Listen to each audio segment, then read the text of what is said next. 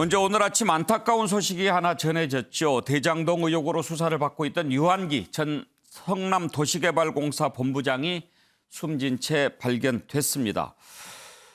그동안 대장동 의혹과 관련해서 2억 원의 뇌물을 받은 혐의로 검찰의 수사를 받았는데 어제 검찰이 사전 구속영장을 청구했습니다. 그런데 지금은 포천도시공사 사장으로 재직 중인데 어제 오후에 사직서를 비서실 직원에게 전하고 오늘 새벽에 극단적인 선택을 한 것으로 전해졌습니다. 형은택 대변인, 유한기 전 본부장이 받았던 혐의가 어떤 내용입니까? 지금 이제 영장 청구된 거는 말씀하신 것처럼 이제 수도권 지역의 뭐 아파트나 개발 사업을 할 때는 한강유역청이 굉장히 중요합니다. 여기서 이제 허가를 해줘야 되는데 그거와 관련해서 2억 원의 뇌물을 받은 거 아니냐? 그러니까 남욱이나 이제 정영학 통해서 이 진술이 나왔다고 했거든요. 호텔에서 받았다 이게 나왔기 때문에 사실은 이제 돈을 준 사람이 진술이 나오면 뇌물죄에서 그게 가장 중요하거든요. 예. 그러다 보니까 이제 그 혐의에 대해서 아마 영장 청구했던 것 같은데,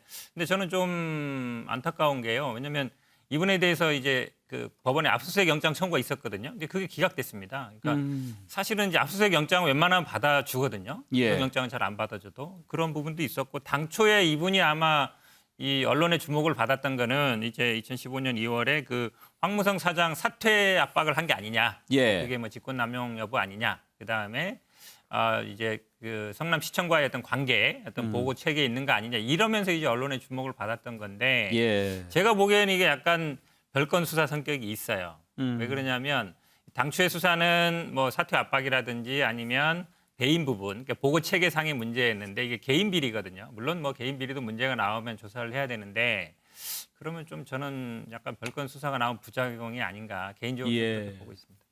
검찰 수사 또 특히 영장 청구하면은 극도의 압박감을 받게 되죠.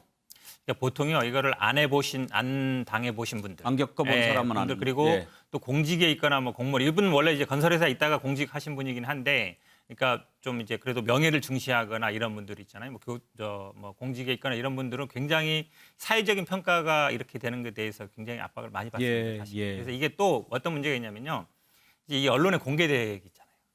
언론에 공개되기 때문에 그래요. 예를 들어서 그냥 조용히 있다가 조용히 그냥 가서 봐서 만약에 구속되면 되는데 이미 영장 청구했다는 게 언론에 다 알려지면 예. 주변인들, 가족들, 친인척들한테 무수하게 많이 연락을 받고 그렇죠. 이러게 되면 그게 자체가 압박이 됩니다. 그래서 더군다나 이게 지금 대장동 의혹이 대선 전국에 얼마나 큰 이슈입니까? 그렇죠. 모든 그래서- 초점이 모여지는 그렇죠. 곳이니까. 그래서 이렇게 영장 청구했다는 게 언론에 공개하는 것 자체의 어떤 부작용도 분명히 나타나는 겁니다. 예, 자 그러면 유한기 씨의 안타까운 죽음과 관련해서 왜 이런 선택을 해야만 했을까? 문제가 됐던 황무성 씨와의 대화 녹취록이 공개된 적이 있었죠. 그 내용을 먼저 한번 들어보고 그리고 수사에 미칠 영향 또 대선 전국에 미칠 파장 짚어보겠습니다. 고치는 건 욕심이죠. 이렇게 한 것은. 아니, 욕심을 너무 부리세요. 나서 확인해 보세요. 반 정도 됐으니까 한번 재심 한번 받아보세요. 제가 뭐 뜬금없는 짓거리 했어요? 너무 잘하시면서. 어떻게 들어오셨습니까? 돈 있었으면 빽 있었습니까? 그냥 아무 없는 1년 반 와서 그냥 하셨다고 생각하십시오. 그리고 당신한테 이제 떠다니는 거야? 그러고 진짜 양쪽 다 그래? 정 실장도 그러고, 이동도 네. 그러고. 내가 모시고 왔으니까. 차정 교수, 이제 저 녹취록을 들어보면 유한기 씨가 거의 뭐 총대를 메고 황무성 씨 이렇게 나가도록 종용한 그런 사람으로 여겨지는 거죠. 예, 바로 그 때문에 뭐 지금 우리 현 변호사 말씀대로 약간 별건 수사의 그런 성격이 있긴 합니다만 일단 검찰 입장에서는 유한기 전 본부장의 신병을 확보해서 그러니까 그 지금 그 구속영장에 청구돼 있던 그 내용 플러스 방금 지금 그 황무성 전 사장의 녹취록이 나오는 그 아마 실체적 진실을 아마 가리려고 했던 것 같습니다. 그리고 특히 또 이 검찰 수사가 상당히 미흡하다고 주장했던 국민의힘 입장에서도 소위 말하는 그 부분의 실체를 밝히기 위해서라도 상당히 검찰 수사가 좀 더 성역 없이 하라는 그런 강력한 압박을 검찰에게 주고 있었기 때문에 예. 검찰 입장에서는 상당히 키를 쥐고 있다고 보이지는 이 지금 유 전 본부장의 아마 신병을 확보해서 그 부분을 좀 더 캐려고 했던 것이 아닐까. 바로 그런 문제들 때문에 아마 유 전 본부장의 심리적 압박감이 훨씬 더 커졌던 것이 아닐까 하는 생각이 듭니다.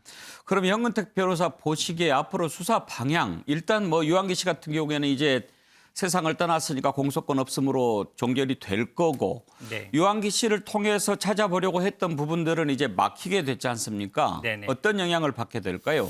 근데 이 전체 수사에서 사실은 유한기보다 이제 유동규 본부장 구속된 그 분이 어찌 보면 이제 성남시와 관계이기 때문에 이분은 지금 말씀처럼 지금 영장 청구되는 개인 비리에 대한 거거든요. 물론 이제 그것도 어찌 보면 뭐 대장동 관련 사업이랑 관련될 수 있겠지만 직접 업무와 관련된 건 아니어서 전체적인 뭐 수사 내용에는 크게 이분이 되질 것 같지 않고요. 지금 이제 녹취록 얘기가 계속 나오는데 이분이 어찌 보면 알려진 게 이제 녹취록 때문에 알려진 거잖아요. 근데 마침 그 당시 보면 이분이 이제 황 사장하고 같이 옛날에 같은 민간 회사에 있었고 그러다 보니까 이제 와서 일해라 이렇게 권유해서 본인이 모시고 왔다는 건데 예, 그런 인연이 있습니다. 그러다 보니까 이제 나선 건데 사실은 이제 이분도 내년 1월 7일까지 원래 임기가 있었어요. 예. 그런데 이제 사표를 냈다 그러잖아요. 황 사장도 마찬가지입니다. 옛날에 이제 재판을 받고 있었죠. 그러면 사실 법상으로는 당연히 뭐 확정돼야 이제 나가는 거지만 이렇게 재판을 받거나 뭐 영장 청구되거나 이러면 대부분 아유 이게 현직에 있는 게 좀 곤란하지 않습니까? 예. 이게 얘기 나오거든요. 황 사장도 제가 보기에 그런 인연으로 저는 뭐 사표를 쓴 걸로 알고 있습니다. 예. 자, 그러면 이게 대선 전국에는 또 어떤 영향을 미칠지 살펴볼 텐데 신경민 의원. 네. 일단 저 소식을 듣는 순간 많은 사람들이 특검도 있지만 당장 저렇게 되면 이재명 후보한테 저게 유리하게 될까 불리하게 될까 이런 생각하지 않겠습니까? 그러겠죠. 어떻게 보십니까? 일단 이분은 U2잖아요. 예. U1이 현재 유동규고. 네, 유동규 씨가 현재 구속이 돼 있고 기소가 돼 있는 상황이고 물론 뭐 혐의는 굉장히 복잡하고 이분이 지금 2억 원 뇌물은 별건인 것 같고요. 문제의 핵심 그리고 본인이 받았을 스트레스의 주요한 원인은 황무성 사장과의 저 녹취록이기 때문에 녹취록은 일단 뭐 살아 있죠. 그리고 유동규 씨도 현재 구금이 돼 있는 상황이고 이래서 수사를 전체적으로 하겠다고 마음을 먹으면 수사에는 영향을 주지 않을 것 같아요. 그러니까 이분이 있냐 존재하지 않느냐 없느냐가 이 수사에 엄청난 영향을 줄 것 같지는 않아요. 예. 정치적 영향이죠. 이제 이렇게 되면은 이게 이재명 그 당시 시장에게 어떤 영향을 줄 것이냐라는 것이 문제고 지금 저 녹취록에서도 보면 양쪽 다로부터 당신이 압박을 받은 거냐 그러니까 나오잖아요. 한쪽은 시청 쪽이고 한쪽은 도계공 쪽이고 지금 그렇게 돼 있기 때문에 이 정치적 영향은 어디까지 튈지는 모르겠어요. 이게 지금 현재 문제죠. 예. 정태근 실장은 어떻게 분석하십니까? 지금 유한기 씨가 일을 하게 된 과정이라는 게 이제 U1이라고 하는 그 유동규 씨가 성남시설관리공단 시절에 데리고 왔어요. 그래서 그 당시에 태스크포스 팀에서 뭘 했냐면 성남시설관리공단을 성남도시공사로 전환하는 실무 작업을 했어요. 예. 그러고 난 다음에 지금 얘기 나왔던 황무성 사장의 해임, 이 직권남용에 대한 건이 있고 그리고 실제로 대장동과 관련해서는 소위 이제 한강유역청에 그 로비를 하는 목록으로 돈을 받았다 이런 내용이거든요. 그래서 앞서 얘기 나왔던 소위 황무성 사장을 해임시키는 거와 관련해서 그것의 법률적 위반과 관련된 최종적인 책임이 누구에게 있느냐 이 문제가 하나 있는 거고 예. 그리고 사실은 추가적으로 과연 이 처음부터 도시공사를 만들어 가는 과정에 문제가 없었느냐 이런 문제도 사실은 검찰이 수사 의지만 있다고 한다면 충분히 이제 밝혀나가는 과정들인데 예. 저는 신경민 의원과 다르게 상당히 그 앞으로 수사 과정에 있어서는 상당히 어려움에 봉착하게 되는 그런 상황이라고 보십니다. 적어도 황무성 씨한테는 검찰이 만약에 영장 청구한 다음에 수사를 한다면 아니 황무성 씨가 아니고 유한기 씨한테 황무성 씨 사퇴 종용했을 때 당신이 정확하게 누구한테 그 물러나라고 얘기를 뭐 받았느냐 지시를 받았느냐 이 부분을 확인했을 거 아닙니까? 그럼요. 예. 그래도 아까 이제 녹취록에 나온 것처럼 좌우에 이제 정진상, 유동규 이렇게 나와 있으면 아마 이제 황 사장 입장에서 보면은 이것은 사실상 시장으로부터 지시를 받은 것이냐라는 느낌을 받았을 텐데 또 아마 그렇게 진술했을 가능성이 커요. 그 부분과 관련해서 이제 이 유한기 씨한테 확인하려고 했겠죠. 만약에. 적어도 수사한다면. 그러니까 황무성 씨를 물러나라고 얘기했던 당사자인데 세상을 떠나버렸으니까 그 부분에 관해서 증언을 듣기는 이제 어렵게 된 거 어렵겠죠. 아닙니까? 예. 예, 현근택 변호사. 말씀드리면요. 이게 지금 사퇴 압박이 굉장히 말씀하시는데 지금 이분도 마찬가지잖아요. 그러니까 그 영장 청구하니까 시에서 사표 내라는 거잖아요. 보통 이렇게 합니다. 그러니까 이분도 당시 재판을 받고 있었기 때문에 저는 그런 걸로 보이고요. 사실은 만약에 이분이 만약에 영장 청구되거나 수사를 받게 되면 가장 좋은 건 뭐죠? 내부 비리를 폭로하는 거예요. 예를 들어서 뭐 시에서 압박이 있었다든지 아니면 이 사업을 인허가 해달라고 했다든지 그렇게 하면은 본인이 살 수 있는 길이 있거든요. 그게 있으면 당연히 했겠죠. 왜냐하면 이 2억 원 진술 나온 것도 남욱이나 정영학 이런 사람들이 재판을 받으면서 본인이 어쨌든 자기들이 살려고 하니까 돈을 줬다는 걸 얘기한 거 아닙니까? 그렇게 얘기하면 되는 거예요. 예. 근데 그게 제가 보기에 그게 가장 유리한 카드인데 그 카드를 제가 보기에 뭐 있으면 썼겠어 당연히. 저는 뭐 그 내용이 없기 때문에 안 쓴 거라 보고 있습니다.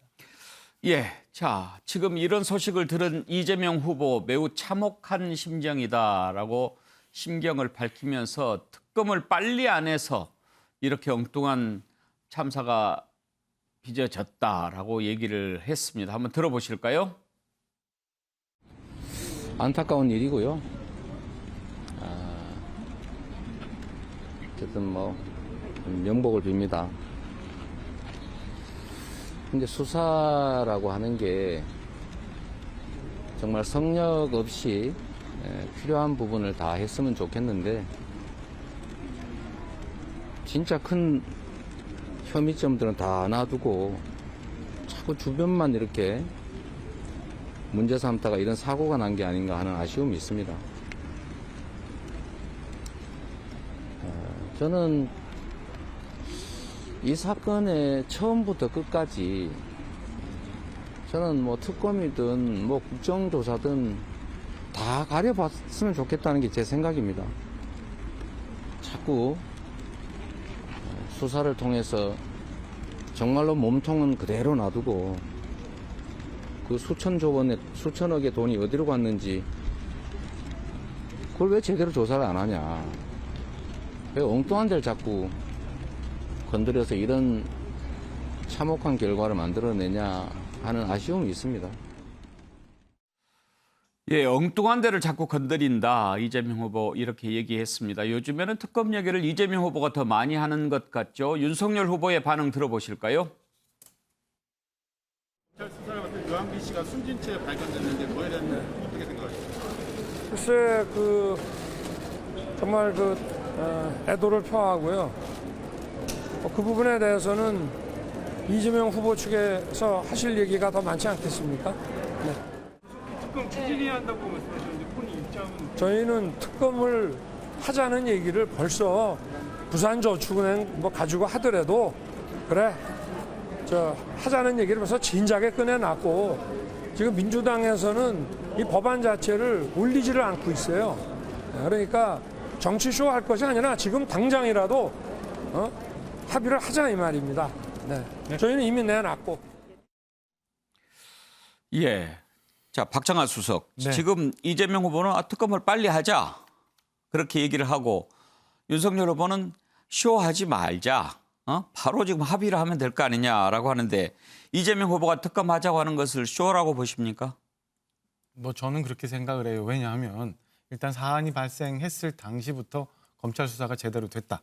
아니면 특검이 진작 이루어졌다라고 하면은 저는 이런 안타까운 일이 없었을 거다라고 생각을 합니다. 그러니까 민주당이 뭐 특검 얘기하고 이재명 후보께서 저렇게 말씀을 하시지만 얼마 전만 해도 민주당이 특검법을 뭐 처리 안 하고 법사위에서도 처리 안 하고 어제만 해도 법사위가 이루어지고 있는데 민주당 의원들이 출석을 안 하셨어요. 그러면은 말씀은 저렇게 하고겠지만 속내는 사실은 특검을 받을 의사가 없는 것 아니냐라는 생각이거든요.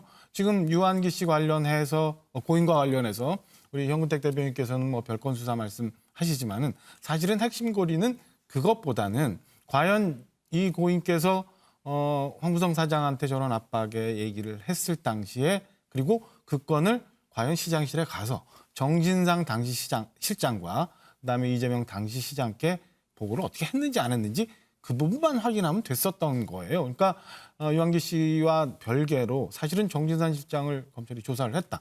아니면 그 부분에 대해서 좀 더 많이 광범위하게 조사를 했다면 저는 이런 비극적인 일이 안 생겼을 거다. 그러니까 지금 겉으로는 특검을 말씀을 하시지만 실상은 저는 제가 볼 때는 특검 하실 생각이 없지 않나라고 저는 보고 있습니다. 현근택 대변인 의견을 들어볼까요? 이거를 자꾸 특검을 안 해서 이 결과가 나왔다 그러는데 저는 정반대로 보고 있습니다. 이게 검찰 수사 결국은 언론 보도를 쫓아가다 보니까 이런 결과가 나왔다라고 생각하는 게 왜냐하면 이분이 누누이 말씀드리잖아요. 계속 이제 사퇴 압박을 얘기하는데 결과적으로 보십시오. 재판 중인 사람이었어요. 그럼 대부분이 사퇴를 하게 됩니다. 이분도 그래서 사퇴한 거잖아요. 근데 그거를 마치 범죄인 것처럼 굉장히 몰아가면서 수사를 했거든요. 근데 검찰은 한번 수사를 시작하면 어떻게든지 간에 집어넣어야 됩니다. 그러다 보니까 나오는 거거든요. 그러니까 그런 데 대한 결과지 이거를 특검을 안 해서 이런 결과가 나왔다. 저는 오히려 좀 동의하기 어렵고요. 지금 특검이 사실 계속 문제가 됐던 게 수사 범위, 수사 주체, 특검 임명권 이게 문제였거든요. 민주당은 계속 그래왔습니다. 모든 거 다 하자. 처음부터 끝까지. 그게 부산저축은행이든 50억 클럽이든 다 하자는 거였거든요. 검찰 수사 지금 제대로 안 되고 있죠. 50억 클럽 수사 제대로 안 되고 있고 50억 지금 곽상도 수사도 지금 막혀 있잖아요. 거기서. 100억 문제도 지금 못 넘어가고 있죠. 이런 거 다 같이 하자는 겁니다. 그래서 제가 보기에는 수사 범위 제한 없이 다 하자. 저는 그렇게 하면 된다고 보고 이거를 자꾸 이 결과를 특검과 연결하는 건 저는 안 맞다 이렇게 보고 있습니다. 예, 말씀하시죠. 이 황무성 사장이 퇴임한 다음에 이 성남도시공사에서 집중적으로 벌어진 일이 뭐냐면 유동규 씨가 사실상 사장 대행을 하면서 화천대유 하나은행 컨소시엄이 그렇게 수익액을 선택이 되고 수익액을 통해서 땅을 얻고 과도한 수익을 받는 규정들이 만들어지는 과정들이 거기서 시작됐다는 것이죠. 그런 측면에서 국민들이 왜 특검을 해야 되느냐의 핵심은 도대체 어떤 구조와 어떠한 특혜 때문에 저 사람들이 저렇게 막대한 이익을 얻었냐라는 것이고 이재명 지사 후보가 얘기하는 것처럼 그게 엉뚱한 게 아니라는 것, 그게 본령인 거예요. 이걸 첫 번째로 말씀을 드리고 싶고 두 번째는 솔직히 이전에 국민의힘 쪽에서 부산저축은행은 다른 건인데 그걸 왜 물타기 하냐라고 얘기했던 건 사실입니다. 그럼에도 불구하고 지금 후보가 명료하게 그럼 부산저축은행 포함해가지고 다 하자라고 지금 얘기하고 있는 거거든요. 그걸 빨리 해야죠. 차지영 교수께서는 저렇게 양쪽에서 다 특검하자고 하는데 왜 특검이 안 된다고 보십니까? 결국은 또 다른 측면에서의 적대적 공생관계의 한 장면을 보여주고 있는 것이 아닐까 하는 생각이 듭니다. 사실 민주당이 이 사건이 터졌을 때 이 지금 특검하자는 상당히 그 민심의 요구가 많았잖아요. 그때 민주당이 뭐라고 그랬습니까? 특검 계속 논의하고 하면 시간 다 끌고 그래서 정치적 공방에 대해서 진실을 규명할 수 없다. 그래서 검찰 수사에 맡겨야 된다고 그랬잖아요. 그런데 경찰 수사 결과가 어떻게 됐습니까? 앞서 우리 현 대변인 말씀하신 것처럼 지금 실체적 진실을 못 가리고 있잖아요. 이러한 사태가 뻔하게 보였었는데 그런 측면에서 보면 민주당이 진작에 특검을 받는 쪽으로 나갔더랬으면 어땠을까? 그리고 또 특검을 받는다고 하면서도 또 내세운 것이 부산저축은행 이야기를 하면서 일종의 조건부 수용처럼 이야기가 된 것이거든요. 그러니까 상당히 어떻게 보면 민주당 입장에서는 이 특검을 통해서 이렇게 실질적 진실보다는 이러한 자체를 상당히 정치적 공방으로 몰고 가면서 사건의 실체를 흐리게 하는 것이 아니냐는 비판을 직면할 수밖에 없는 것이고요. 반대로 지금 국민의힘 입장에서도 상당히 특검을 강하게 요구를 해왔습니다만 이 지금 이재명 후보가 사실은 조건부 수용을 하면서 이 부산저축은행 이야기했을 때 그때 좀 더 진작에 적극적으로 달려들어서 받아들였으면 어땠을까. 결국은 지금 국민의힘 입장에서도 민주당은 특검을 받지 않으니까 이 지금 그것이 진범이 아니냐는 그 프레임으로 공격하고 싶었던 거겠죠. 그러니까 이 사실 양당의 입장에서 보면 실체적 진실이라는 것보다는 자신의 정치적인 이득에 너무 집착하고 있는 것이 아니냐라는 시각이 상당히 많은 것 같아요. 알겠습니다. 자, 다음으로 넘어가죠. 특검 얘기도 그렇고 요즘에 오고 가는 거를 보면은 이재명 후보가 훨씬 더 공격적으로 얘기를 하고 윤석열 후보는 약간 좀 느긋하다고 할까요? 복싱으로 따지면은 이재명 후보가 인파이터, 윤석열 후보는 아웃복서 스타일로 지금 붙고 있는데 왜 이런 전략으로 초반에 나오는 걸까 한번 좀 짚어보겠습니다.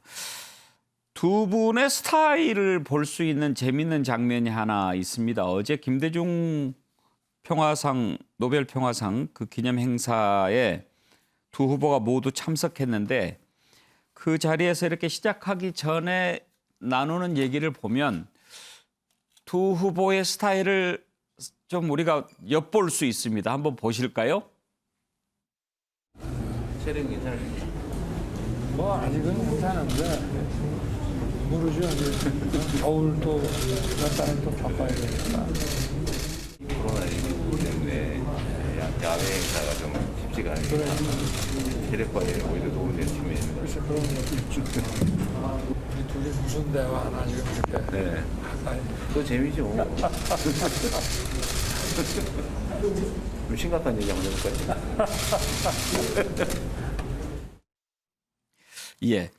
자, 신경민은 지금 보면 이재명 후보가 자꾸 얘기를 걸고 윤석열 후보는 다르네요. 좀 마지못해 대답하고 그러는데 저런 모습이 상당히 상징적 아닙니까? 아이고 굉장히 저 각도가 뭐 한 분은 거의 90도고 한 분은 거의 지금 45도까지는 아니지만 30도는 기울어 있는데요. 이게 바로 현재 스탠스를 상징적으로 보여주는 예. 그림으로 보입니다. 재미있는 그림이네요. 예, 아주 재미있습니다. 박정아 수석은 혹시 어제 정행사에 가셨나요? 저는 또 사무실에서 챙길 일이 있어서 가지는 못했는데요. 예. 이 뉴스 통해서 이렇게 봤어요. 근데 이재명 후보께서 지금 뭐 여론조사 추이가 막 들쑥날쑥은 하고는 있습니다만은 선대위가 국민의힘 선대위가 이제 체계가 갖춰지고 본격적으로 이제 출범해서 이제 가동이 되는 걸 보고 다소 좀 급하시지 않나라는 예. 생각이 들어요. 그러니까 여러 가지 건에 대해서 굉장히 이제 도발적으로 윤석열 후보와 직접적으로 이제 대하는 그런 국면을 만드시려고 하는 듯한 모습이어서 예. 이게 아직 90일 정도 남았는데 너무 빨리 가시려고 하는 거 아닌가라는 생각이 좀 들 정도로 굉장히 적극적으로 나오는 모습이었습니다. 뭐 어찌됐든 두 후보가 그냥 앞만 쳐다보고 그냥 가만히 있는 것보다는 저렇게 좀 미소도 띄고 얘기하고 그러니까 더 보긴 좋네요. 네. 자, 그런데 요즘에 이제 자꾸 일부에서는 윤석열 후보가 약간 좀 뭐 행사 쪽으로 많이 가고 김종인 위원장이 전면에 나서서 이런저런 얘기를 하니까 이재명 후보하고 김종인 위원장이 붙는 것 같다 이런 얘기도 하고 그렇죠. 그렇지만 전반적으로 봤을 때는 윤석열 후보, 김종인 위원장, 이준석 대표 이렇게 역할을 딱 분담해서 지금 전략적으로 대응을 하는 것 같이 보이긴 합니다. 이재명 후보 발언 한번 들어보실까요? 윤 후보께서는 김종인 위원장 뒤에 숨지 말고 김 위원장의 당선 조건부 손실보상안에 대해서 어떻게 생각하시는지 당당하게 입장을 밝히셔야 합니다. 당장 12월에 임시국회를 열어서 실질적인 논의를 시작할 것을 촉구합니다. 이 자리에 우리 존경하는 윤석열 후보님도 와 계신데 우리는 전쟁 상태를 끝내야 합니다. 국민적 합의가 없기 때문에 시기상조다라는 말씀을 하신 것으로 제가 기억하는데 다시 한번 확인해 보시면 국민들의 67%가 종전선언에 동의합니다. 저는 공정한 경제 생태계를 만들기 위해서 계속 정치를 하려고 합니다. 그리고 경제 민주화에 하나도 관심이 없는 국민의힘이 선거만을 위해 김종인 총괄선대위원장을 모셨습니다. 이 자리를 빌어 김종인 위원장께 김종인의 경제민주화와 최입의 경제민주화에 대한 공개적인 토론을 요청을 드립니다. 차재원 교수, 예. 방금 전에 이재명 후보가 얘기하면서 존경하는 윤석열 후보 그랬는데 이번에는 진짜 존경하는 얘기겠죠? 뭐 그 속내는 뭐 본인만 알겠죠. 근데 뭐 사실 지난번에 박근혜 대통령에 대한 존경이라는 단어를 또 뭐 진짜 맥락을 보면 그게 아니라는 식으로 이야기한 부분은 저는 차라리 그 말을 안 하느니 못한 그러게요. 것이 아닌가 하는 생각이 들 정도로 예. 상당히 좀 아쉬운 대목이었습니다. 두 번 다 잘못한 것 같아요. 예, 그렇죠. 뭐 일단 뭐 지금 대선 뭐 후보로 맞서는 상대 후보이기 때문에 나름대로 하니까 그분도 상당히 또 국민의 지지를 받고 있다고 한다면 그 대목은 또 인정하는 그런 모습에서 아마 존경이라는 말을 했지 않았을까 저는 뭐 그런 생각을 합니다. 예. 자, 존경하는 이제 그렇다 치고 지금 이제 자꾸 이재명 후보는 윤석열 후보 올라오세요. 왜 자꾸 뒤에 숨으세요. 지금 이런 공격 아닙니까? 예, 그렇죠. 사실 지금 뭐 오늘 제가 이 관련돼서 이렇게 자료를 한번 찾아보니까 최근에 놓은 그 지금 신문 제목이에요. 그러니까 윤석열 아웃복싱에 속타는 민주당이라는 아하. 표현이 있던데 예. 사실 그 지금 윤석열 후보와 지금 국민의힘은 사실 어느 정도 상당히 여유를 갖고 지금 나름대로 이 선거전을 임하고 있는 것 같아요. 전체적으로 지형 자체가 그렇게 불리하지 않다. 그리고 지지율도 약 박빙이긴 하지만 앞서고 있다. 그런 측면에서 본다고 한다면 적극적으로 나서기보다는 특히 후보가 혼자서 이렇게 맞대응하기보다는 약간의 역할을 분담을 해서 이 지금 이 상대를 공격하는 그러한 모습을 보이고 있다는 것이죠. 근데 예. 재밌는 것이요. 그러니까 이 지난 7월 달에 조원산 씨라고 기억하십니까? 예, 그 블로그에 농계. 글썼던 분이 예. 아마 윤석열 후보를 따로 만났던 것 같아요. 그래서 두 사람이 만나서 나눈 이야기를 자신의 블로그에 올린 글이 있는데 조원산 씨가 이렇게 물어봤대요. 이 지금 요리조리피하는 메이웨더, 아주 그 아웃복싱의 메이웨더. 메이웨더. 예. 메이웨더와 그런 우직하게 두들겨 맞으면서 KO를 노리는 타이슨. 이 두 가지 스타일 중에서 당신의 스타일은 뭐냐고 하니까 윤석열 후보가 나는 단연코 타이슨이라고 그랬거든요. 그런데 지금 이 상황에서 보면 꼭 그렇지는 않은 것 같아요. 상당히 나름대로 이 정치 초보이긴 하지만 예. 이 상황을 나름대로는 제가 생각했을 때는 좀 이게 좀 영리하게 판단하는 그런 대치 모습이 아닐까 하는 생각인데 문제는 이러한 상황에서 후보가 실정되는 듯한 모습을 보이고 있다는 지적은 염두에 두어야 되지 않을까 생각도 듭니다. 사실 우리가 얼른 생각하기에도 윤석열 후보 아웃복서는 아니죠. 그런데 본인은 스타일이 타이슨 스타일이라고 이야기를 지금 뭐 조금 했는데 그러는 거지 예. 전략적으로 원래는 붙어서 싸워서 여기까지 온 거 아닙니까? 그리고 사실 지난번 작년에 추윤 갈등에서 보면 사실 어떻게 보면 타이슨 같은 스타일을 예. 보여줬는데 예. 정치에 들어와서는 지금 하는 모습이 상당히 앞서 제가 뭐 아까 조금 외람된 표현인지 모르겠지만 영리하다는 표현을 썼는데 아마 선거 전략적 측면에서 아마 일종의 이 뒤에 선거 전략가들이 예. 그런 식으로 조언을 하고 그 부분은 상당히 귀담아 듣는 것 같아요. 그런데 문제는 윤석열 후보 자체가 실종되면 그건 문제가 있다는 거죠. 초반에는 아웃복싱을 하면서 상대방의 힘을 좀 빼자 그리고 가볍게 잽을 날리자 정무대응실장 작품입니까? 아니요.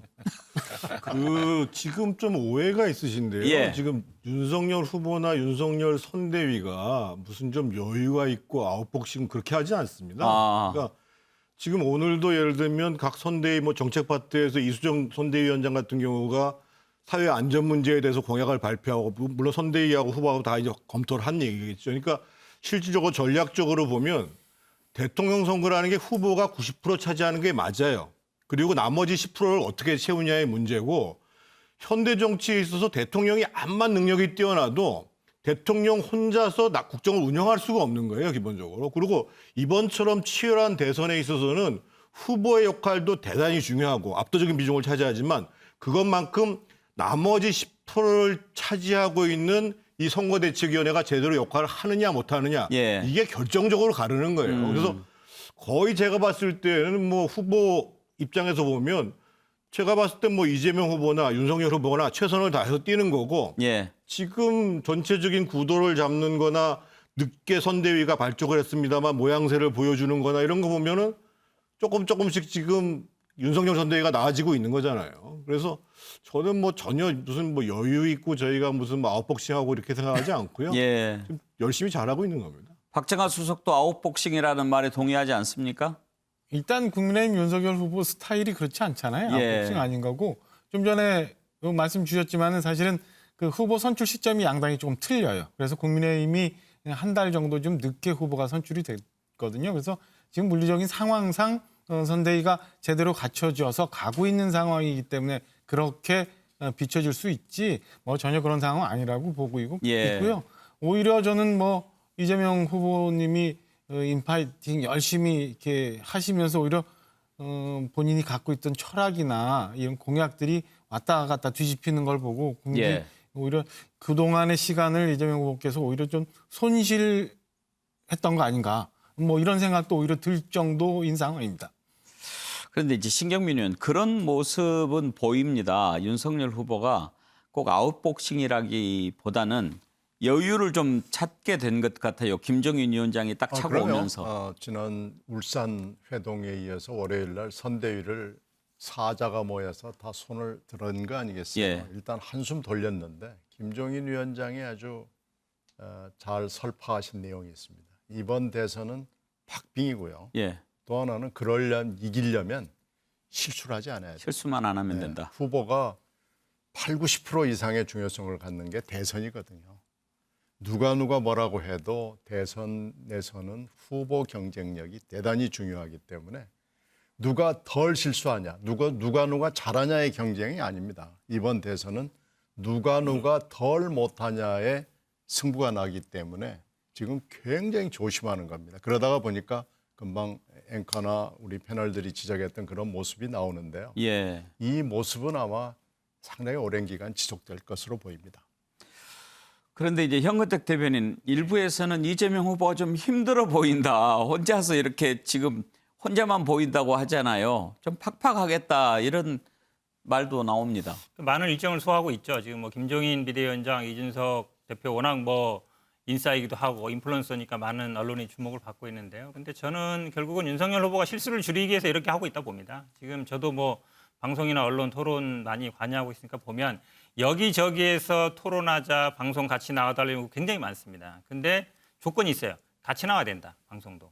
우리가 나가면 우리 나가겠다 그러는데 윤석열 후보 측에서 안 나온다 그러면 그럼 저희들이 못합니다. 이런 거 굉장히 많거든요. 토론도 그렇습니다. 토론도 하려다가 그냥 대담으로 바뀌는 경우도 있고 결국은 지금 윤석열 후보 측에서 나온 거 보면 이제 법정 토론에 2월 달에 3번 정도 하게 돼 있거든요. 선관위 주최하는 게 이제 그것만 하려고 하는 게 아니냐. 이제 이런 얘기가 나오고 있고 생방송 인터뷰라든지 방송 인터뷰, 언론 노출을 최대한 줄이면서 그게 결국은 제가 보기에 실점을 좀 줄이려는 거 아니냐. 그런 생각이 들어요. 그럼 그 대체적으로 그럼 언론 인터뷰 같은 거는 이준석 대표가 한다든지 아니면 정책 발표 이런 것된 것들은 김종인 뭐 총괄이 한다든지 이렇게 역할을 본다면 하는 것 같은데 예. 지금 말씀처럼 사실은 대선에서는 후보가 8, 90% 이상이에요. 후보가 나와 직접 얘기해야 되거든요. 다른 사람들이 대신할 수 있는 건 한계가 있다. 이렇게 말씀드리고 싶습니다. 네.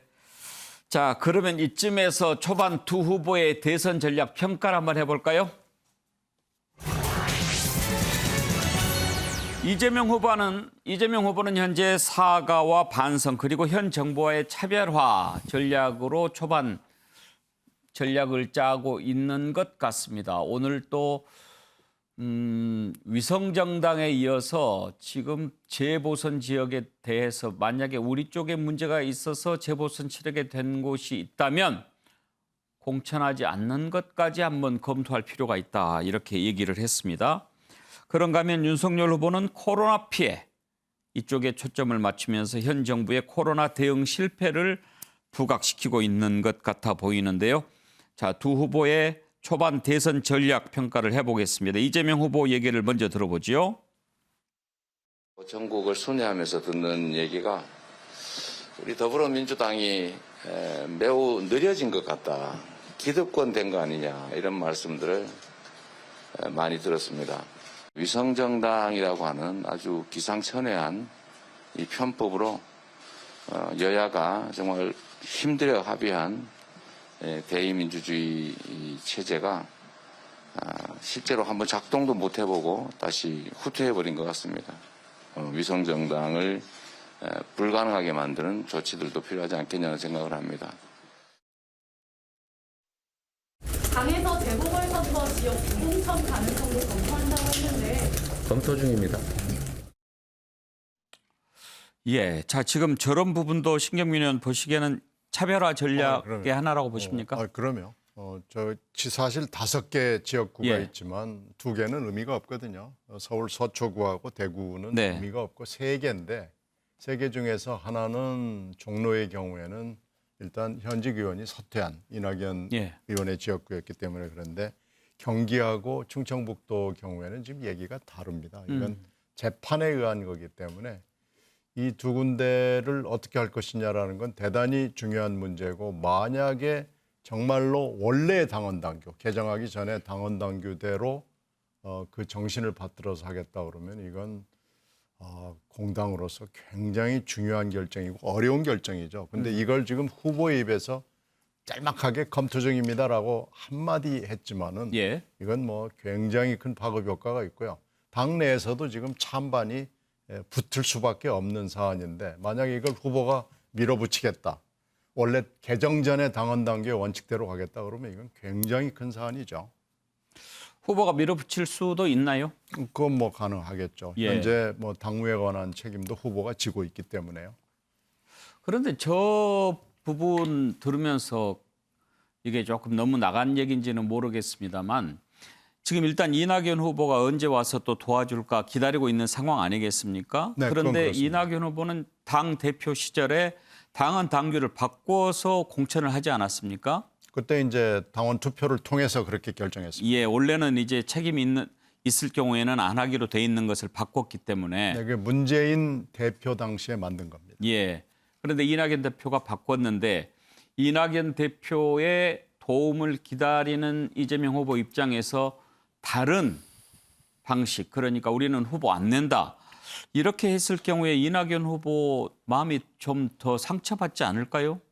저는 글쎄요. 그게 그 이낙연 후보가 어느 순간에 순서와 타이밍과 절차와 뭐 이런 걸 거쳐서 등판을 하면서 이재명 후보와 같이 쓸 수밖에 없는 거라고 봅니다. 그런데 그거는 이제 언제가 될지 어떤 방식이 될지는 전혀 현재로서는 알 수는 없지만요. 이 문제가 이걸 어떻게 결정을 하든지 간에 이 문제가 그 등판의 방법과 시기에 영향을 줄 것으로는 생각하지 않습니다. 그러나 당으로서는 굉장히 중요한 결정이죠. 종로는 문제가 없지만 경기하고 충청북도 두 군데는 그 지역의 정서나 뭐 여러 가지 당의 상태를 봤을 때 이 결정은 매우 중요하고 어려운 결정이 될 겁니다. 현근택 대변인은 무공천 검토 어떻게 생각하십니까? 이거 굉장히 어려운 문제죠. 왜냐하면 정당이 기본적으로 뭐 선거에 후보를 안 내는 건 쉽지 않거든요. 지난번에 그랬기 때문에 이제 서울하고 부산 같은 경우에도 뭐 논란이 많았고 결국 전당원 투표를 해서 결정을 한 건데 저는 뭐 개인적으로는 검토해 볼 필요가 있다고 봅니다. 왜 그러냐면 지금 뭐 윤희숙 의원 등장했습니다만 윤희숙 곽상도 의원 같은 경우는 의원직 사퇴를 했어요. 거기면서 명분을 다 뭘로 세웠냐면 내 정권 개시에 걸림돌 안 되겠다. 수사 받겠다 했거든요. 그렇게 본다 그러면 우리 민주당에도 분명히 수사받는 사람도 있고 뭐 구속된 사람들도 있었거든요. 그런데 사퇴는 안 하고 있습니다. 근데 당초에 우리가 서울시장, 부산시장 때도 이 당헌 당규를 고치고 후보를 낸 것에 굉장히 비난이 많았습니다. 애초에 그럼 이런 당헌 당규를 왜 만들었냐? 그것도 사실은 완전히 바꾼 게 아니라 단서 조항을 달았거든요. 그래서 이런 뭐 전당원이라든지 이런 투표했을 경우를 한 거라서 물론 지금 이제 다른데 모르겠습니다만 종로 같은 경우에는 이제 상징성이 워낙 큰 데라서 대선과 거의 러닝메이트식으로 갈 수 있는 데라서 쉽지는 않을 것 같은데 저는 뭐 개인적으로는 좀 적극 검토해도 나쁘지 않다고 보고 있습니다. 그런데 차재영 교수 지금 이재명 후보가 오늘 또 정부의 탈원전 정책에 대해서도 약간 비판적인 발언을 하나 한 게 있습니다. 맞습니다. 이렇게 지금 완전히 차별화는 아니지만 조금씩 그러니까 약간 이렇게 차별화 시도를 하고 있는데 완전히 하기에는 지금 문재인 대통령 지지도도 만만치 않고 부담은 있겠죠. 그런데 여권 후보의 현 정부의 이런 차별화 노력 어떻게 반영이 될 거라고 보십니까? 저는 뭐 앞서 우리가 인파이트냐 아웃복스냐 이 이야기를 했었는데요. 지금 올해 초에 중앙일보가 그 달았던 제목을 제가 하나 인용을 하겠습니다. 영리한 인파이터의 아웃복싱이라는 표현을 썼는데요. 당시 이재명 경기지사가 사실 여러 가지 그러니까 전국적인 그 주요 이슈에 대해서 적극적으로 이야기를 하면서도 정치적 부담이 큰 부분에 있어서는 상 말을 또 이렇게 안 하는 그리고 선택적으로 이렇게 자신의 메시지를 조절하는 모습을 보고 당시 중앙일보가 이런 표현을 썼거든요. 그만큼 상당히 이 정치 현실의 이 뭐랄까요 이 동향을 상당히 나름대로 정치적 순발력이 탁월하기 때문에 잘 보는 것 같아요. 그렇기 때문에 지금 여러모로 정치 지형이 불리하고 그러니까 지금 오차범위 내이긴 하지만 지금 약간 쫓아가는 입장이기 때문에 바꿀 수 있는 것은 다 바꾸자는 입장인 것 같고요. 그리고 아까 오늘 원전 같은 경우도 지금 신한울 같은 경우는 지금 일단 만들어 놓은 상태인데 이걸 가동할 거냐 말 거냐 이 부분이기 때문에 이 부분은 그냥 해도 되는 거 아니냐는 식의 이야기를 하면서 새로 짓지 않겠다는 나름대로의 이 문재인 정부의 기조는 그대로 또 맞춰가는 그런 식의 아주 뭐랄까 정치적 줄타기를 나름대로 하고 있는 것 같습니다. 그런데 문제는 앞으로 이 무공천과 관련해서는 제가 생각했을 때는 지난 4.7 재보궐선거 때 아무리 전당원 투표에 의한 것이지만 그런 식으로 이 당헌 당규를 바꿔서 공천을 해서 결국은 민심이 심판을 받은 부분에 대해서는 일단 먼저 반성문을 먼저 좀 쓸 필요가 있지 않나 하는 생각이 들고요. 그리고 진짜 이제 중요한 대목은 앞서 우리 현 대변인이 이야기하신 것처럼 종로 선거에서 과연 어떤 결정을 할 것이냐, 진짜 이 지금 러닝 메이트적 성격이 있는 이 부분까지 포기할 수 있을 것이냐, 아니면 성격이 다르다고 밀어붙일 것이냐, 예. 이건 정말 이재명 후보의 정치적 스탠스를 한번 가늠해 볼 수 있는 중요한 포인트가 될 것 같습니다. 예. 자, 그런가 하면 지금 국민의힘 선대위는 코로나 쪽에 초점을 맞추고 있습니다. 김정인 위원장, 코로나가 대선판 자체를 삼켜버릴 수도 있다, 이렇게 분석하고 있습니다. 현 정부가 코로나 대응 잘하고 있느냐라고 하는 갤럽 여론조사에는 잘 못하고 있다가 잘하고 있다보다 더 높게 나오기도 했으니까요. 김종인 총괄선대위원장의 발언을 들어보시죠. 코로나 이 사태가 대통령 선거 자체를 갖다가 그냥 삼켜버릴 수도 있는 그런 상황이 도래올지도 모르기 때문에 이 국민이 불안하게 되면은 그 불안 자체가 선거 소위 패턴에도 결정적인 영향을 다 미칠 수 있다는 것을 우리가 간과해서는 안 되는 것 같이 느껴져서 일반적으로 일반 국민의 심리라는 것은 좀 불안하게 되면은 믿는 것이 결국 가서 이 정부를 믿을 수밖에 없고 변화에 대해서 별로 그렇게 관심을 안 갖는 그런 성향들이 있기 때문에 그 점을 우리가 가장 이 제대로 인식을 하지 못하면은 이 선거 자체에도 상당한 차질을 빚을 수 있다고 그런 것을 갖다가 우리가 좀 명확하게 인식을 하고서 이 사태를 갖다 우리가 좀 적절하게 대처하는 그런 방안을 강구를 하지 않으면 안 될 거라고 이렇게 생각합니다. 그래서 그러면 정태근 실장, 지금 김종인 위원장의 판단은 이번 대선에 경제보다 코로나가 더 중요한 변수가 될 거다, 이렇게 말씀하시는 겁니까? 그렇죠. 그러니까 지금 그 김종인 위원장이 일관되게 얘기하는 것은 선거 측면 이전에 어떠한 철학을 갖고 있다고 하더라도 다음 정부를 맡는 사람은 이 코로나로 생기는 위기, 가장 대표적인 게 소위 소상공인들을 비롯한 어려운 사람들의 이 소득 격차를 해소하고 양극화를 해소하는 문제, 살리는 문제. 동시에 지금 사실은 코로나가 급격히 다시 이제 5차 유행들이 오면서 국민 스스로가 굉장히 지금 불안한 상황이거든요. 그러면 선거라는 측면으로 봐서도 그렇지만 실제로 이 정부, 다음 정부를 담당하겠다고 한다면 이 코로나 방역 문제에 있어서도 믿을 만한 정부다, 믿을 만한 정권이다라는 것을 보여줘야 된다라는 것에 이제 초점이 맞춰져 있는 것이고, 그래서 지금 사실은 100조 원의 소상공인 지원 문제를 지금만 얘기한 게 아니라 작년 4월에도 말씀을 하셨어요. 그래서 그랬나요? 기본적으로 어떻게 국민을 살릴 것인가, 그리고 이 코로나 위기 속에서 어떻게 국민들이 안정되게 생활할 수 있을 것인가, 이 문제를 가장 기본적으로 하는 것이 본인이 갖고 있는 평소에, 각자 정당이 갖고 있는 평소의 철학을 넘어서 우선적으로 해야 할 일이다, 이렇게 생각하는 거죠. 코로나 문제가 가장 중요한 문제 가운데 하나다라고 하는 것은 여야 모두 똑같은 인식이겠죠. 이재명 후보도 코로나 국가가 완전히 책임지도록 하겠다라고 어제 얘기를 한 적이 있죠. 들어보실까요? 정부의 집합금지, 영업제한 조치로 고통을 겪고 벼랑 끝에 내몰린 소상공인과 자영업자들에게 전폭적인 지원이 필요합니다. 현행 손실보상법 개정을 통해서 선별 지원에 따른 사각지대도 해소해야 합니다. 코로나19 방역 민생 국가 책임제는 감염병 대응 과정에서 방역 조치로 인해서 불가피하게 입는 피해를 국가가 온전하게 보상하겠다는 것입니다.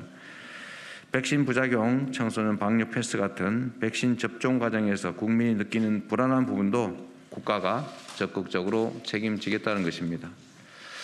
지금 보상과 치료비 부담에 대해서 인과관계를 따지고 있는데, 인과관계가 없다는 것을 국가가 증명하지 않는 한 완전하게 국가가 책임지도록 하는 것도 하나의 방안이 되겠습니다.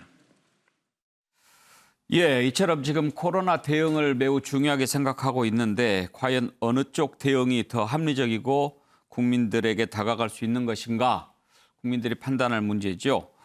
박정아 공보수석 현근택 대변인 얘기를 한번 차례로 들어볼까요? 박정아 수석부터. 저는 이 코로나 문제에 대해서는 사실은 지금 정치권에서 논쟁이 있습니다만은 좀 행정적인 면에서 별개로 나눠봐야 된다고 생각을 해요. 우선은 뭐 연일 지금 7천 명 이상이 나오고 있는 상황이고 월말이면 뭐 2만 명까지도 갈 수도 있다는 얘기. 그다음에 더 중요한 거는 지금 그 병상 부족이 제일 심각한 거잖아요. 저는 이쯤에서 경제 문제, 그러니까 자영업자 소상공인 굉장히 어려운 상황이지만은 어디선가, 그러니까 대통령께서 청와대가 이 건에 대해서는 정치 문제와 상관없이 좀 결단을 해주셔야 되는 부분이 있다고 봅니다. 그래서 코로나에 대해서 국민들이 걱정하는 부분, 그다음에 아이들, 부모 뭐 이 백신 관련하고 시끄러운 문제도 좀 정리를 해줄 필요가 하나 있다고 보고요. 두 번째는 이 코로나가 대선 정부에 영향을 미치는 건 좀 전에 우리 국민의힘 김종인 선대위원장이 말씀하신 것처럼 작년 총선을 한번 유추해 보면 작년 총선에 이제 임박하기 전에 그러니까 연말 12월, 1월 넘어가면서 사실은 코로나 때문에 굉장히 여권이 힘든 국면이었어요.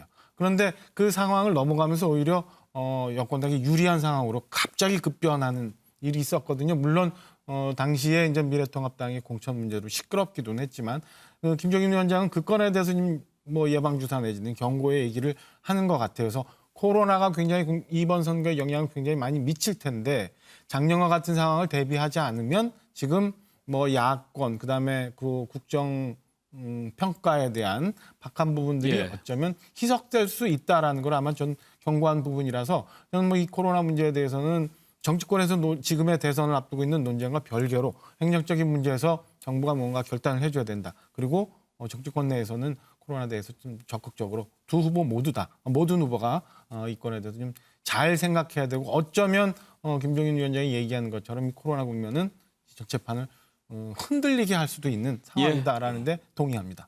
예, 현근택 대변인. 저는 사실은 이제 작년 총선 같은 경우에는 초기였거든요. 이게 발표 상황 보고 한 두세 달 정도 후였는데 지금은 2년 정도 됐기 때문에 정말 국민들이 업주분 굉장히 힘들어하고 있거든요. 그래서 이거는 뭐 정부 여당 입장에서는 전혀 유리할 이슈가 아니다라고 보고 있고 그때와는 상황이 다르다 보고 있고요. 저는 그래서 이 손실지원금이 굉장히 중요한데 지금 김종인 총괄본부 위원장이 이렇게 얘기하고 있습니다. 그러니까 당선되면 우리가 당선되면 하겠다 하고 있거든요. 근데 그렇게까지 시간 늦출 일이 아니다. 저는 지금 당장 해야 된다고 보고 있고 사실은 저도 지금 뭐 백신 부작용 문제라든지 아니면 청소년 백신 패스 문제들은 충분히 이제 검토할 필요가 있다고 봅니다. 그래서 어쨌든 지금 뭐 변이 문제라든지 아니면 일상 회복 문제는 정부 여당이 어떻게 통제할 수 있는 영역을 뛰어넘는 거예요. 어떻게 대응하냐 문제이기 때문에 이게 뭐 지금 뭐 여당 측에 유리한 이슈가 될 거로 저는 전혀 생각하지 않습니다. 예, 정태근 실장. 말씀드리면은요, 그 이재명 후보도 당선 조건부라는 표현을 쓰셨고 지금 현근택 대변인도 말씀하시는데 저희가 왜 지금 이게 협상이 안 되냐고 말씀드리냐면 올해 예산이 지금 내년 예산이 지금 607조 원이거든요. 그러니까 대략 100조 원 정도를 마련하면 15% 예산이에요. 근데 정부가 지난 12월 12일 날 통과시켰는데 9월 달에 예산 편성할 때 실제로 코로나 위기가 장기화될 수 있고 소상공인들이 굉장히 어려움에 처했다라고 하면 다른 예산을 줄여서라도 사실은 상당 정도 예산을 확보했었어야 돼요. 근데 실제로 지금 소상공인 지원 예산으로 나와 있는 게 얼마냐면 2조 2천억입니다. 그래서 지금 이거는 무슨 후보가 지금 협의하고 이럴 문제가 아니라 지금이라도 그래서 김종인 위원장이 이렇게 얘기하는 거예요. 대통령이 필요하다고 결단을 하면 예를 들면 전체 예산 중에서 모든 그 607조 중에서 15%를 빼야 되는 문제인데 아니면은 일정 정도 세출을 조정한 다음에 국채를 발행하는 문제인데 이 문제에 대해서 지금까지 아무런 생각을 갖고 있지 않다가 갑자기 이재명 후보가 우리 그거 할 수 있다. 그러면 당장 저는 100조 원하지도 않아요. 이재명 후보가 대통령이랑 만나가지고 세출 조정을 하든 다른 방법을 마련하든 당장 50조라도 마련할 수 있다라고 하면 왜 지금 야당이 협의를 안 하겠어요? 잠깐 반박을 안 할 수 없는데요. 이제 국회에서 통과됐죠, 예산안이. 이제 그거를 마음대로 다시 이제 국회를 해야 되는 것이죠. 그런 문제가 있는 거고요. 지금 얘기하는 건 그겁니다. 왜 당선되면 하냐, 당선되면 준다고 하느냐. 그거야말로 진짜 매표형이 아니냐. 우리가 집권하면 하겠다는 거잖아요. 근데 소상공인 입장에서는 선거 때까지 기다립니까? 그게 아니잖아요. 그러면 당장 금액은 물론 50조가 될지 100조 될지 모르겠지만 만나서 여야를 합의를 하면 정부에도 어느 정도 지금 홍남기 부총리가 계속 반대하고 있는 거 아닙니까? 되는 거거든요. 그러니까 여야 협상을 먼저 해서 합의를 하자는 거예요. 지금 말씀처럼 정부가 먼저 답을 내나 이러지 말고 후보들이 얘기를 하고 있으니까 합의할 수 있는 합의하자는 거죠. 국회 내에서. 이 문제는 제가 말씀을 안 드릴 수가 없는데 예를 들면 지금 사실은 각 부처에서 한 15%가 아니라 10%씩 조정하기도 굉장히 어려워요. 그래서 이럴 때 쓸 수 있는 게 뭐냐면 헌법 67조에 보면은 대통령이 긴급 재정 명령을 내립니다.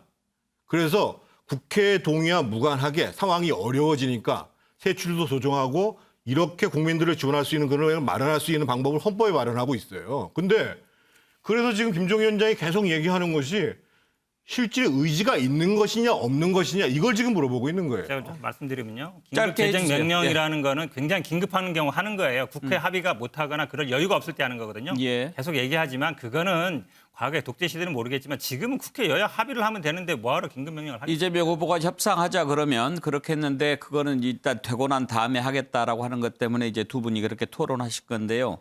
매우 중요한 토론입니다만 더 하고 싶지만 또 다른 걸 해야 되니까 알겠습니다. 오늘은 이 정도 하죠. 네. 다음으로 넘어가겠습니다.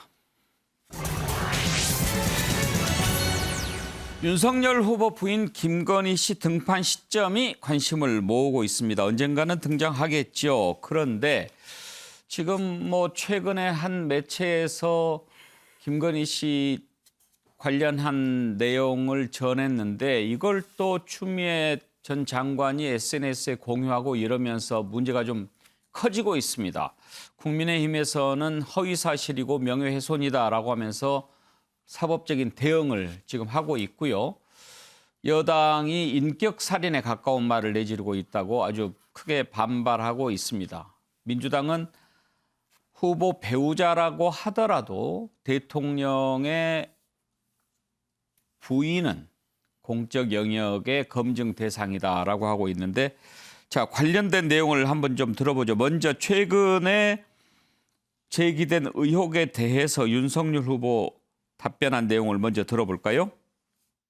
후보님 부인 김건희 씨를 봤다는 공개 증언을 했는데 거기에 대해서 거기에 대해서는 뭐 답변할 가치도 없는 얘기고. 네.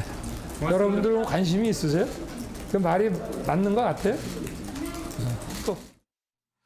차정 교수 이제 뭐 구체적인 내용을 다 전할 필요는 없을 것 같은데 네.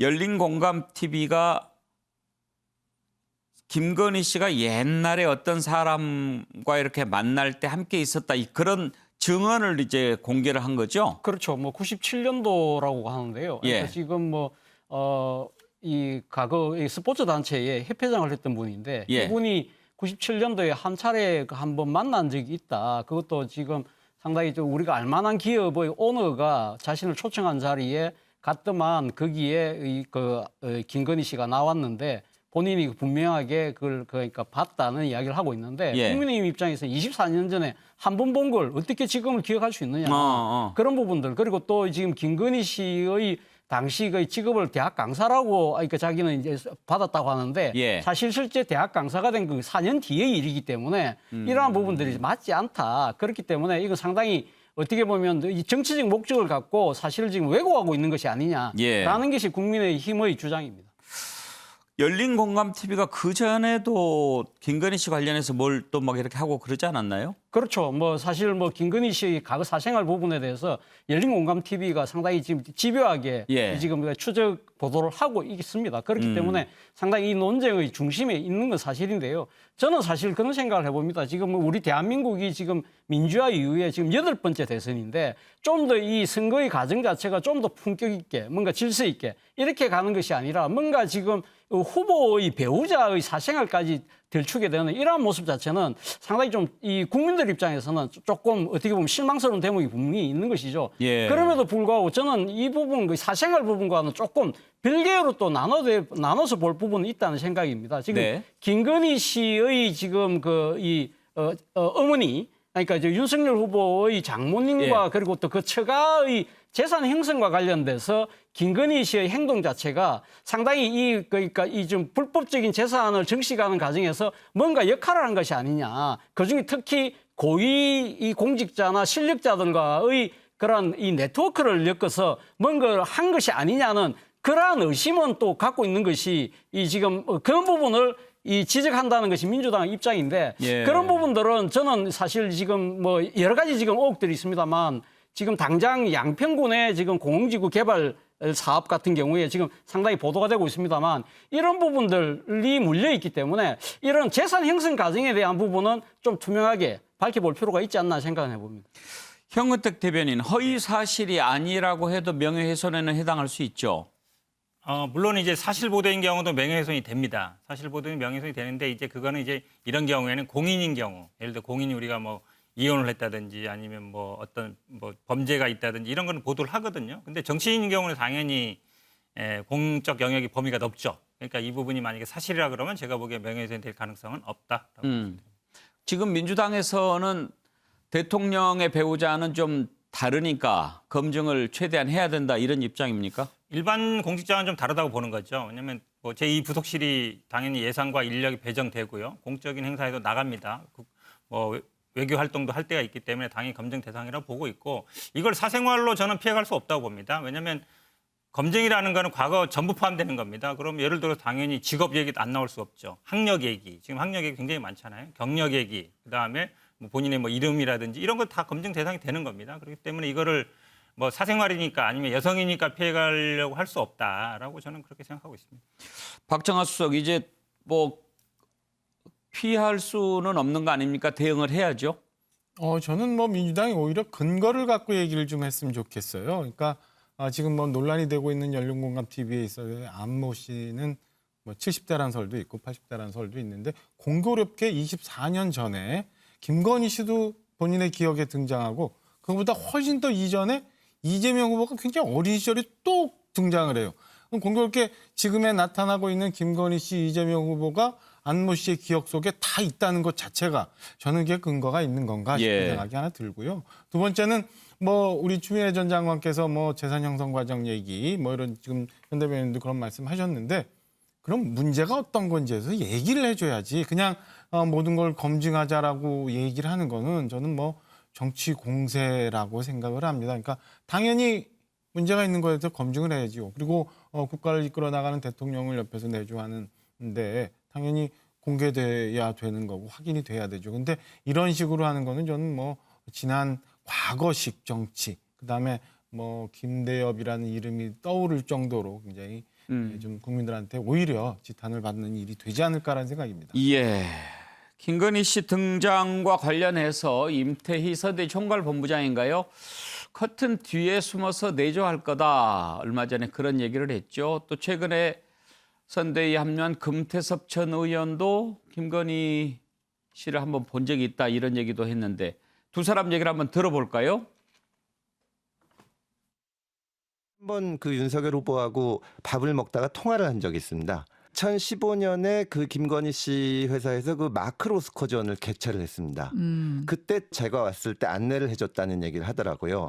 그래서 제가 6년 전에 자기가 개최한 그 전시회에 왔던 사람을 제가 그때 국회의원도 아니었는데 기억을 하고 있는 거를 봐서 이 업무에는 굉장히 진심인 분이구나. 좋은 인상을 가지고 있습니다. 좀 이렇게 정치에 대해서 처음에 이 후보께서 나올 때 굉장히 좀 반대하는 입장이었다고 그렇게 돼 있지 않습니까? 그래서 정치에 이렇게 좀 너무 전면에 이렇게 하는 것보다는 아마 조금 커튼 뒤에서 후보를 이렇게 내조하는 그런 역할에 좀 역점을 더 두지 않나 이렇게 지금 저 듣고 있고 그렇게 될 것을 예상하고 있습니다. 신경민은 이제 뭐 득실, 시기 이런 걸 저울질하고 있겠죠. 그러면 뭐 여야에 하는 얘기들이 다 맞죠. 뭐 대통령 부인은 뭐 분명히 공인에 준하기 때문에 그건 뭐 예외가 없습니다. 대통령제 하에서 총리 부인도 마찬가지고요. 저희 내각자에서 총리 부인도 굉장히 중요하고요. 그러니까 그건 맞는데 지금 돌아다니는 얘기들을 과연 정말로 팩트에 근거해서 확인할 수 있을까? 그건 매우 의심스러워요. 예. 뚜렷하게 25년 전이죠. 24, 5년 전에 이런 얘기가 아니고 명백한 팩트를 가지고 과연 이거야라고 얘기할 수 있을 정도의 수준까지 갈 수 있을지는 의심스럽습니다만 이건 제가 보기에는 계속 끝까지 되고 아마 등판을 하면 또 등판하는 대로 등판 안 할 수는 없는 거 아니겠어요? 예. 등판하는 대로 또 시끄러울 거고 그래서 이 대통령 부인, 대통령 후보의 부인이 이렇게 논란이 된 경우는 아마 이번 대선이 또 처음 아닌가 생각이 듭니다. 그런 것 같습니다. 정태근 실장은 혹시 김건희 여사 만나본 적 있으신가요? 없습니다. 아, 그래요? 없는데 이제 국민들이 그러니까 몇 가지를 겪었잖아요. 그러니까 2002년 선거를 할 때 김대엽이라는 사람이 녹취록을 조작을 해가지고 일을 만들었어요. 그래서 병역 비리가 있는 것처럼. 그래서 나중에 수사를 쭉 해보니까 이게 조작된 그리고 사후에 만들어진 녹음기 가지고 만들어졌다. 근데 실제로 그때 엄청나게 선거에 영향을 미쳤거든요.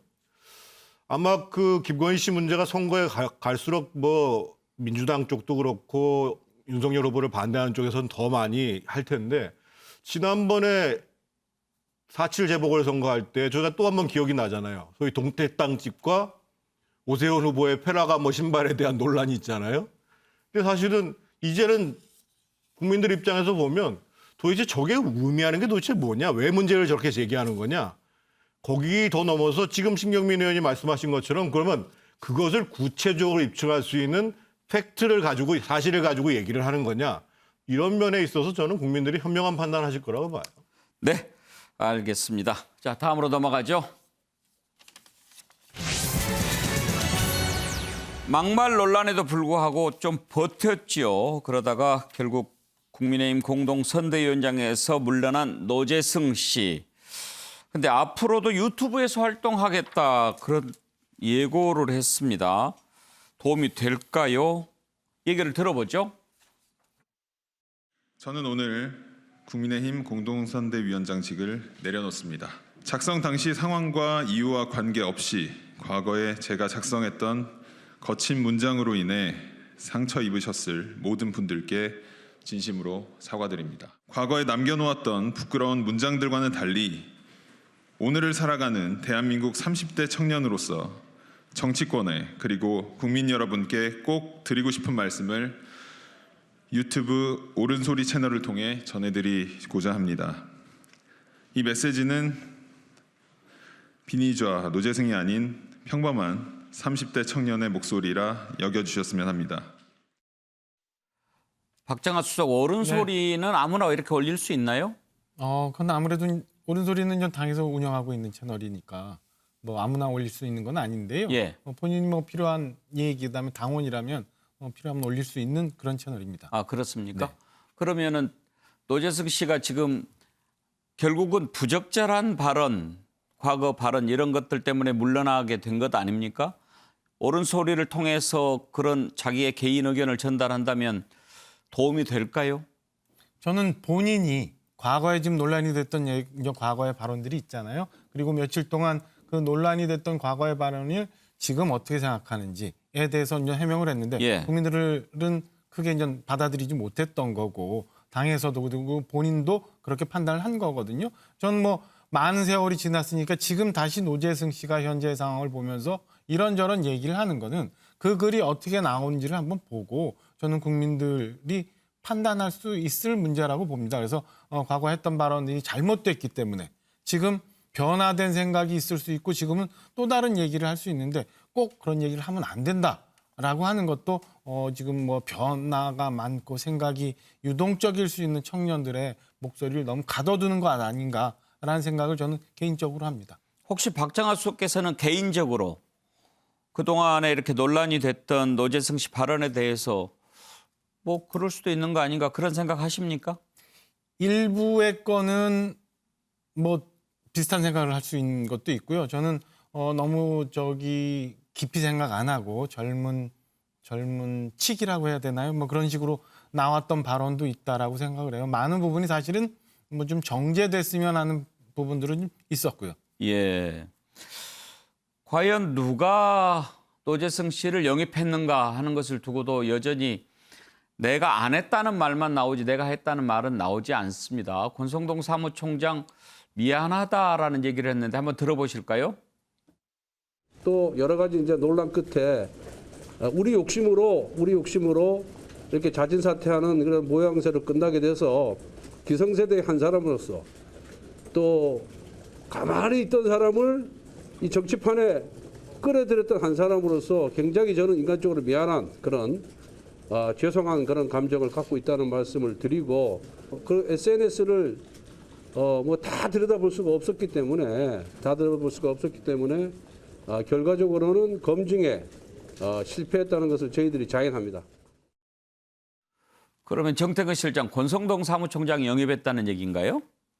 그거는 정확히 모르겠습니다. 예. 저희가 이제 꼭 선거 때마다 영입 문제가 제기되는데, 그러니까 뭐 정당이 사실은 시대의 변화를 따라가지 못하니까 인재를 영입하는 것은 필요한데 그 영입의 과정에서 보다 더 심층적으로 종합적으로 검토를 했어야 되는데 이분이 갖고 있는 장점만 특장점만을 뽑아가지고 이렇게 캠페인에 활용하자 이런 과정 속에서 문제가 제기된 거고요.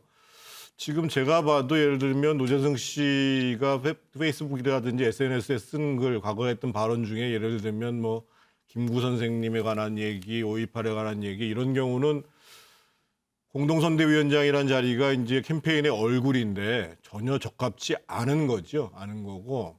그래서 그런 부분들을 사전에 충분히 하지 못했던 것에 대해서는 저희 선대위에 책임이 있는 부분들이고. 예. 그리고 앞으로 옳은소리에서 뭐 활동을 하게 되더라도 그러니까 본인이 얘기하고 싶은 핵심들을 중심으로 해서 발언을 하는 것이 저는 필요하다고 생각합니다. 그리고 시간이 좀 걸렸던 것은 어떻든 스스로가 그 문제를 정리하는 과정들을 당에서 조금 지켜봤던 거죠, 선대위에서. 그런데 권성동 사무총장이 노재승 씨한테만 미안하다고 얘기하니까 좀 그렇군요. 그런데 신경민 의원, 노재승 씨가 이제 서울시장 선거 때 참여연설에서 유명해졌다는 거 거기서 아닙니까? 유명해졌죠. 그런데 그래도 일거의 공당의 공동 선대위원장 자리 이런 것은 좀 너무 지나치게 파격적 아닌가요? 양당이 뭐 다 똑같은 경우로 지금 낙마 사태가 있었기 때문에 제가 뭐 어느 한 당만을 얘기하는 건 아닙니다. 그런데 이렇게 정치와 정당이 때를 만났을 때 선거라는 판에서 감성적으로 시류를 따라서 뭐 첨단이 필요하다, 여성이 필요하다, 20, 30대가 필요하다 그러면은 제대로 된 검증도 하지 않고 선대위원장이라는 게 그냥 보통 자리가 아니잖아요. 그러니까요. 이렇게 하는 것은 이건 정말 다른 나라의 기준으로 제대로 된 나라의 정치에서 봤을 때는 이거 말도 안 되는 얘기를 지금 하고 있는 겁니다. 그래서 특히 이 조동현 씨 같은 경우에는 사적인 건데 이건 공개된 거니까 더 잘못된 거죠. 그러니까 쇼라는 비판을 받는 거죠. 그렇죠. 네.